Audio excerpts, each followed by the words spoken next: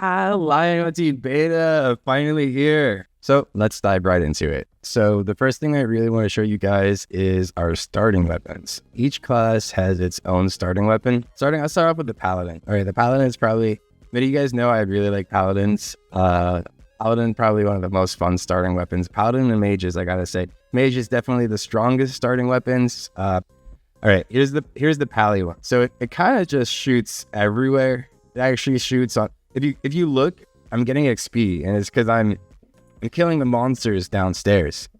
And yeah, you know, it's abusable. It's probably not the best of ideas, but it's a lot of fun. And the thing about this weapon and all the starting weapons is you can't use them past level 120, and that's important to know. So hopefully this kind of like gives us a nice balance between, you know, basically having fun with friends, and then eventually you're going to be forced out of it. Let's go over the other weapons real quick. Let me show you guys the other ones. So I'll show you my next favorite, which is the Mage. Both Mages and Druids get a wand and rod that switch between 3 types of damage. Once again, definitely overpowered, but hopefully a lot of fun. So the EK and Monk weapons, I gotta say Monk is the least impressive. The Knight weapon simply gives you cleave, 100% cleave, and a ton of skill, since early on in the game is pretty much what you lack the most. Here we go. Sword fighting plus 40, cleave 100%. Not the best. You're going to want to replace this pretty soon, but once again, this is just meant to be fun, and if I need to buff it, I will. There's no harm in doing so. I'm not going to even talk about the Monk weapon. We don't like monks on this server. If you're playing a Monk, yeah, whatever. We don't like you. No, I'm just messing. Monk gets a lot of lifesteal, basically. I think it's like 30% lifesteal, which is pretty good when you can't use Imbues pretty early on in the game. All right, I have all the items that I want to showcase in this video, but these aren't all the items and systems that I've added yet. I'm going to need a couple more videos to show you guys some of the legendary monsters and bosses we've created. I still need to go over mining, fishing, and a couple of other really cool stuff in the future. Starting off with these runes. So each class gets a specific rune. And the cool thing about these runes is, once again, they're limited, so they're drop only, and they're going to be included in the welcome packs, which are going to be limited to 1 per account, because I don't want these runes to replace every other rune in the game. Tibia has a lot of great content as is. My goal is never to replace the Tibia game. I simply want to enrich it with a little more fun. The cool thing about them is you have to aim them. So each class gets its own rune, and if you simply target the monster, and I don't want to click it because I'll kill my dummies, but if you just auto-cast it, the middle monster doesn't get hit. And the idea is it's supposed to encourage a little bit of manual play. You know, you kind of want to either use it on yourself, which bypasses a little bit of what I've been trying to aim for, or you just click and try and get... Oh, well, I killed one of my monsters. Or you click and just try and get it on the edge. I've thought about making the circle in the center even bigger, but that's something you guys might have to tell me about. Because once again, these are some of the strongest runes and spells in the game currently, and I'm not going to share all new custom spells we have just yet, but just know there's a lot. All right, moving on to the next item in my awesome inventory. Let's see. We have these 3 new prey cards, which are going to be littered between several of our content. I'm going to be adding them to boss drops. I'm going to be adding them to legendary monster drops, almost at a 100% drop rate. Yeah, I want this to be a large part of the game. I don't see why they shouldn't be. They're fun. And legendary monsters are absolutely very, very, very difficult. They really are. Yeah, we're definitely going to be adding these all over the game, but they're straightforward. Click, you get your prey cards. Nothing to it. All right, so moving on to fishing. I will showcase you guys fishing when I'm not on a GM character. There's 3 types of fishing rods. Everybody starts off with the acid resistant fishing rod, and then you have the upgrade of it, which is the mechanical fishing rod, and then you have the the very high upgrade of it, which is the preemie fishing rod. This is free. I'm gonna make this like $2. I'm gonna make this like $9. You're gonna have to buy it once. You can share it with your friends. This is a team build. One person needs the rod. And honestly, these monsters, the legendary ones that drop all these nice items, you need a team for them. You can't solo them, trust me. I haven't even... Wait until I talk about them. They're nutty.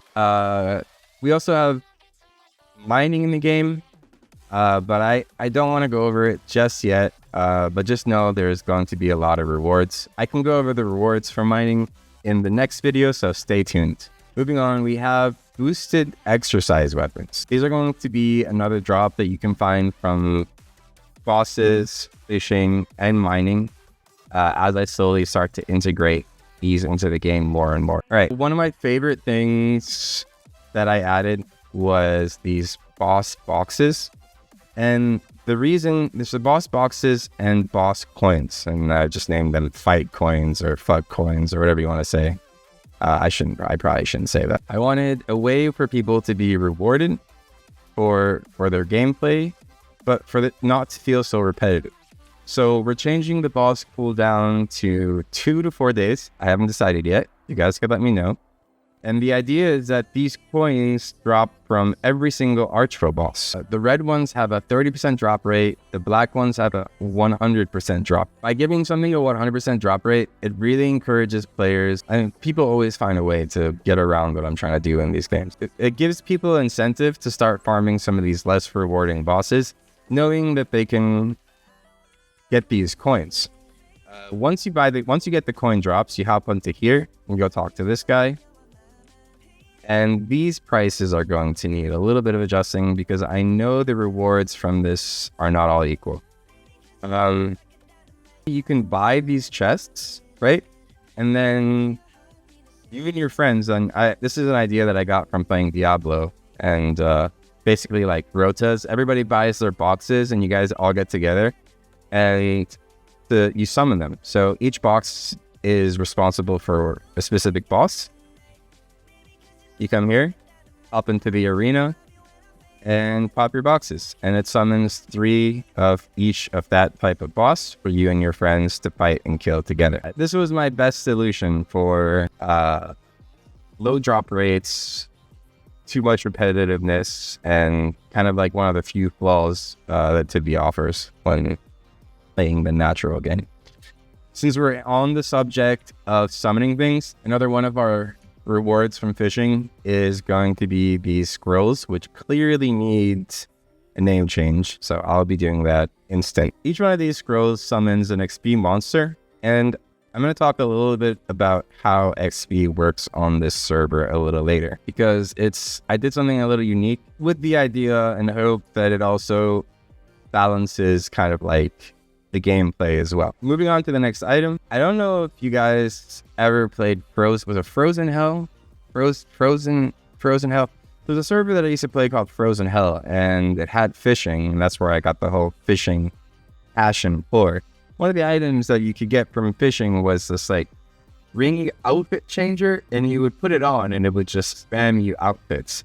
And I really missed that concept. So you won't be able to tell because my ping is very high, but these cupcakes, these rainbow cupcakes, Mario cupcakes, you could say, when you click it, it spams you with look types, gives you a damage buff, and gives you a move speed buff.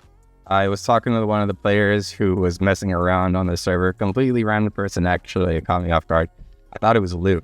Hiding on a new player and messing with me. And he was saying he was using these cupcakes to lure monsters, which I thought was a pretty cool idea. So those are the cupcakes out of the way. Lion coins, you guys all know about lion coins. If you don't, ask somebody in the community who's been here longer than you. They should be able to tell you. All right, moving on.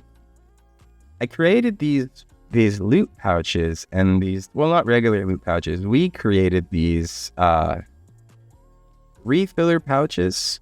And I'm not too sure about it, how I want to introduce it to the game yet, but it's an idea and something you guys as a community can talk about. Essentially, it allows you to refill while hunting. I don't know how I would balance it just yet, but it's available. It won't be available on release, but it's already been created. The next item I really want to talk about are these potions. You know, those sharpshooter potions? Gives you like 10 offense or something and minus 10 defense, plus 50 skill. So let's see, let's use this. There we go. Damn. Yeah, okay. Why is it all of them? All right, there we go. That one worked. Gives you plus 50 skill, minus 100 defense. There we go. So only the EK one gives you for all the skills. Great. That's wonderful. But essentially, these potions are supposed to be used, and they're very short timed. I think it's 10 minutes. Definitely have to double check. But it's supposed to just give you a big boost of power at a cost of your defense, and in hopes that it makes team play more fun. We have a couple of other new potions. So we have a new stamina pot. Gives you 6 hours of stamina. I know people complained about stamina previously before. So I wanted to include something in the reward system for people who wanted more stamina to play the game more. You also have the infinite stamina potion. Go down to 0 stam, pop this bad boy, and you're back up to 100. And then you have this XP bottle. Just gives you a bunch of XP. Not too difficult. Before moving on to anything else, you guys all know the XP cards we've had from before. These are still in the game. The idea is I'd like to make them more accessible.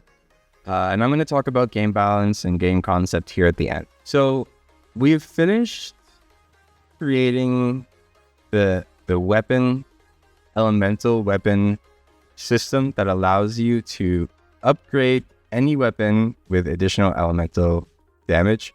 And you can do so by talking to this guy here. Just when you're talking to him, it's really pretty straightforward. Just click this stuff, infuse. All right, there we go. Element, energy. All right, there we go. It says tier. Just say the number, and it'll upgrade the item you have. Essentially, the way it works is you need a tier 1 stone for the first one, tier 2 stone, and you just kind of go up and up from there. You can't get a tier 5 stone and just throw it on a weapon. Finally, we have these 2 new XP scrolls. So the way this works is it's a flat XP rate times a scalable kind of formula of your level. So they should stay very relevant regardless of what level you are. And you just click it and it gives you XP. Very simple, very straightforward. These worms are going to be your boost for fishing. You don't need them, but they're going to give you quite a large boost. The combination of worms and rod are going to be... The worms are very cheap. I think I already added it. Okay, worm pack. It's 250 TC for 1,000 of them. And 1,000 worms is going to give you a ton of rewards. It's going to be extremely rewarding. Oh, I almost forgot. Where's the GM potion, the Invis potion? Here we go.